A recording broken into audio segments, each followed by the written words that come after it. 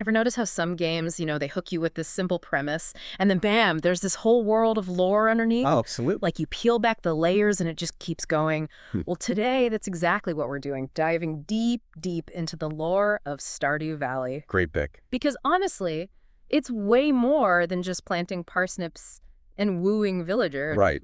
There's a lot to uncover. More than meets the eye, that's for sure. We're talking character backstories, the history of the valley itself, those mysterious creatures, even some social commentary tucked in there. It's surprisingly layered. So we've combed through everything, the game, the wikis, even some insights from the creator, ConcernedApe, and of course gotta check out those fan theories. Always love a good fan theory. And trust me, the community has some interesting ones. I bet. But let's start at the very beginning, your escape. Okay. You're stuck in that soul-crushing corporate job at JojaMart, right? In Zuzu City.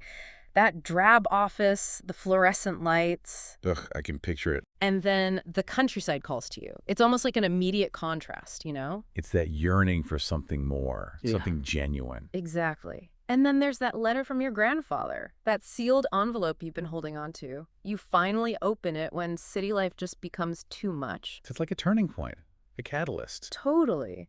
And that message, it's all about escaping materialism, finding real connections, getting back to nature. There's some powerful symbolism there when you say. Oh, absolutely. Yeah. The game really sets the stage for that emotional journey. And by keeping your character's details a bit vague, it allows you to project yourself onto them. It makes it that much more immersive. You really become part of that world. And speaking of your grandfather, it's interesting how he actually comes back, like his spirit returns at the start of year 3. Oh, yeah, to kind of assess your progress, right? Yeah. He checks on your farm, sees how you're treating the community.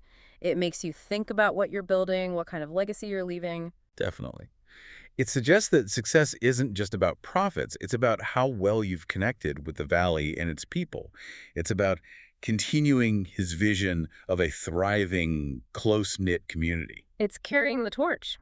So you arrive in Pelican Town, and you quickly realize this place has some deep roots. Oh, yeah. Mayor Lewis, he's been in charge for over 20 years. And Pelican Town, it's part of this larger political landscape, the Ferngill Republic. Right, and they're in this ongoing conflict with the Gotoro Empire. Exactly. It's a conflict that subtly impacts the valley. You see it in certain characters like Kent, who's dealing with the aftermath of war. It adds this layer of complexity to these seemingly simple lives.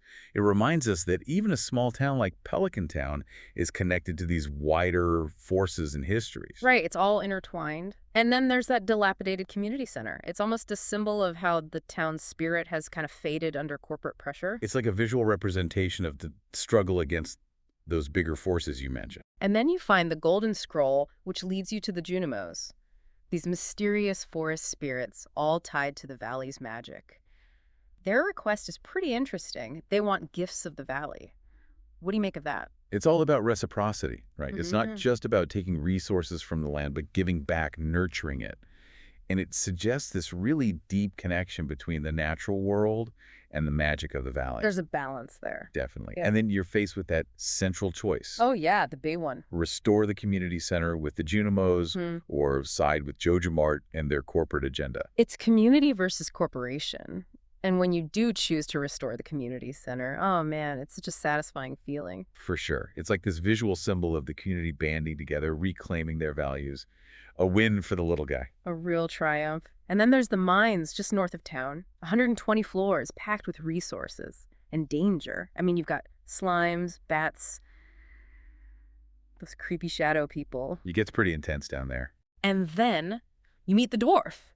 And suddenly you're uncovering this whole ancient history, the elemental wars between the dwarves and the shadow people. It's amazing, right? All this history that predates the town, even the humans who settled there. The valley has seen a lot, and if you're brave enough to reach the very bottom of the mines, you get the Skull Key, which unlocks. The Skull Cavern. It's right in the Calico Desert. Even more challenging, even more rewarding. It's like the deeper you go, the further back in time you travel. It's like the mines are this repository of history. Layers upon layers. And then we have those colorful Pelican Town residents like, take Alex. He's got his dreams of athletic glory, but he's also dealing with a difficult family situation. Right. And then there's Sebastian, kind of the brooding, introverted programmer. Yeah. He's struggling to find his place. Each villager has their own story, their own struggles, and you, as the player, you have the chance to connect with them, build relationships, maybe even romances. It's a key part of the game, right? Forming those bonds. Mhm. And it really reinforces that idea of community that we talked about earlier. It's those personal stories that make the valley feel so alive. Hmm. And even the non-marriageable characters like Linus, who lives in a tent, or Evelyn, the sweet grandmother figure, they add so much to the community's fabric. They really round out the world. Totally. And then there are all those hints of a magical ecosystem at play. You've got the Junimos, obviously. Right? But then there's that giant serpent lurking in the skull cavern and Yeah. all the different types of slimes. It's like magic is woven into the very environment. It creates this sense of wonder, like anything is possible in this valley. Now, in the mines, you encounter the shadow people. They're generally hostile, but then You meet Krobus. and he offers a totally different perspective on the shadow people. He talks about their past conflicts with humans, their ongoing war with the dwarves. It challenges the player to consider different viewpoints. It shows that there's often more to these conflicts than meets the eye. There are always two sides to every story. And speaking of the dwarves, Ancient race, advanced technology. some even believe they might be extraterrestrial. There are hints in the Lost Books suggesting they may have come from another world. It blows your mind, right? Like this simple farming game has these cosmic The connections. scope of the lore is incredible. We also can't forget about the mer people, Yoba, ghosts, witches, wizards, even a sea monster. There's a whole mythical layer to Stardew Valley. It adds to the richness of the world, right? It's this blend of the ordinary and the extraordinary. It's what makes it so captivating. So how do we piece all of this together? Well, there are these in-game writings scattered throughout. Lost books, your grandfather's letter, the Junimo scroll, secret notes. They're like little pieces of a puzzle. Yeah, and finding those pieces is so rewarding. It encourages you to explore, to dig deeper.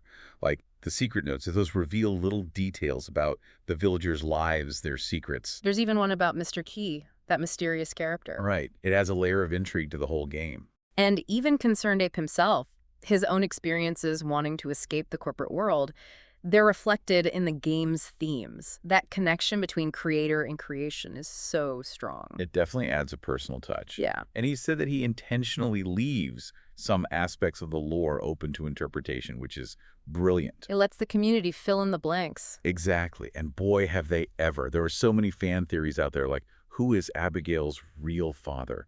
Is the valley stuck in a time loop? What is Linus's past? The community really takes ownership of the lore. It speaks to how much people care about this world and its characters. It's amazing.